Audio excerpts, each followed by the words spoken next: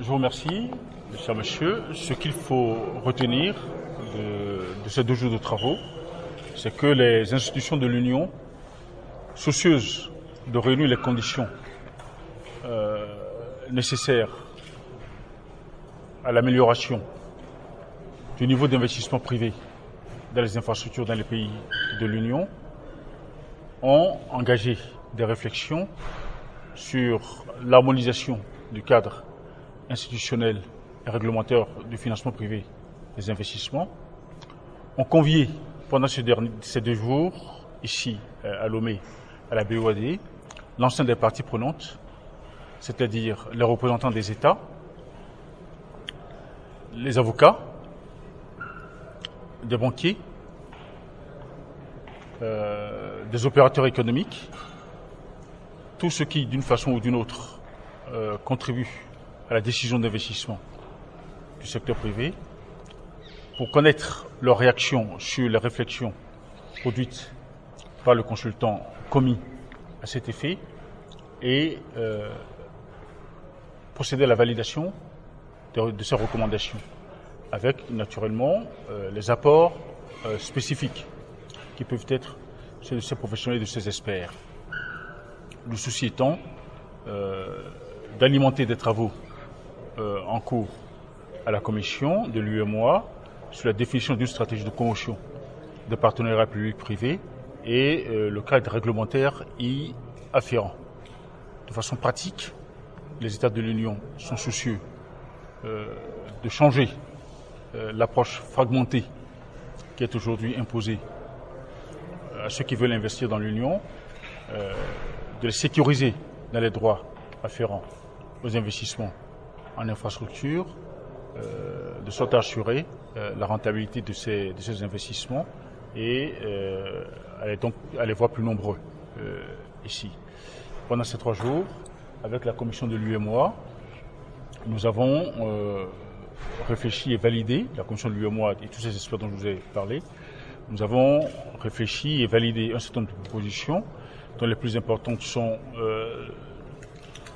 la recherche, la définition d'un statut d'opérateur régional pour permettre à ceux qui investissent dans l'Union et qui doivent opérer sur plusieurs États de pouvoir jouir d'un statut spécifique, leur accordant un certain nombre d'avantages facilitant à la fois les investissements et l'exploitation de ces entités.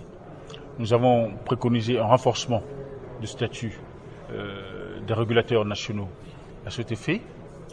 Nous avons recommandé qu'il y ait une directive proposée par la commission de l'UEMOA sur la fiscalité des partenariats publics-privés et que soit relancée la réflexion sur le code communautaire des investissements qui était en gestation.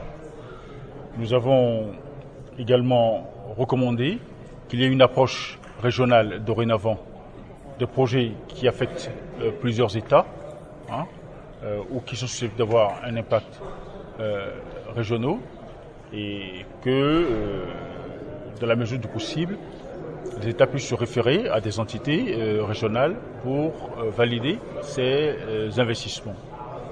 Nous avons recommandé également, au niveau du cadre réglementaire de façon plus spécifique encore, l'exclusion des délégations du service public de code des marchés publics et que la commission de l'UEMOA produise une directive sur ces délégations de service public et que ces directives soient transposées le plus rapidement possible dans les législations nationales.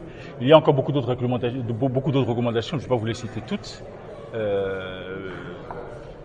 Quelques-unes encore, notamment le recours croissant à certaines facilités de financement que nous avons mises en place à la BOAD pour faciliter le financement des PPP. Nos réflexions sur le renforcement du rôle des caisses de sécurité sociale et des caisses de retraite dans le financement des investissements en infrastructure, par exemple. Voilà, donc on a essayé de faire des recommandations fortes à la hauteur de l'importance du sujet pour les États de l'Union.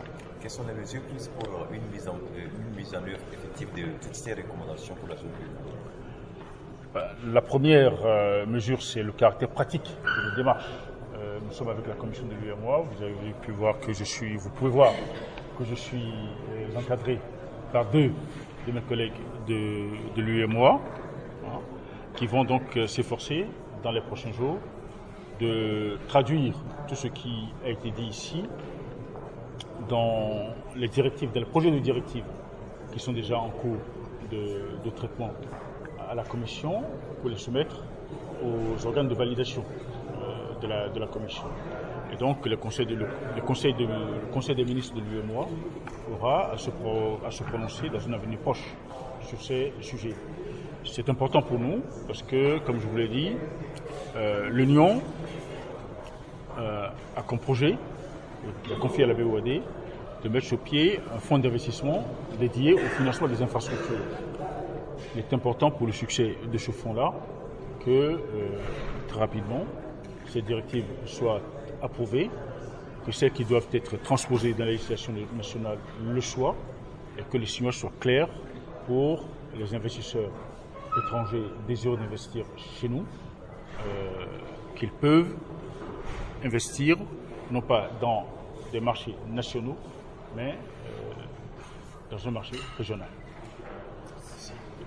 Très concrètement, ces recommandations vont changer quoi au moment des infrastructures en Côte d'Ivoire? Mais très concrètement, ça veut dire que si quelqu'un veut investir ici, il n'a pas, quelqu'un veut investir dans deux pays de l'UEMOA, il n'aura pas à gérer deux types de réglementation. Faire face à la réglementation togolaise et puis, quand il a fait 150 km, faire face à la réglementation béninoise, avec chacune leur spécificité. Il doit savoir que au Bénin, ça se passe comme ça. Au Togo, c'est la même chose. S'il va en Côte d'Ivoire, c'est la même chose. Donc, le même dossier qu'il a fait peut être agréé par les autorités des deux pays. Lorsque c'est quelqu'un qui a un projet d'envergure régionale et qu'on lui donne le statut d'opérateur régional, par exemple, le dossier qu'il a fait peut être vu par deux instances de même nature au Togo et au Bénin, et on va lui dire, mais on est d'accord pour votre dossier, et puis c'est fini. D'accord ? Donc, on lui facilite la vie et on facilite l'échelle des investissements qui vont se faire chez nous. Au lieu de faire des investissements de 200 millions d'euros, on peut faire aujourd'hui des investissements de 500 millions d'euros en disant, voilà, j'ai le droit de vendre dans toute l'UEMOA. Merci. D'accord.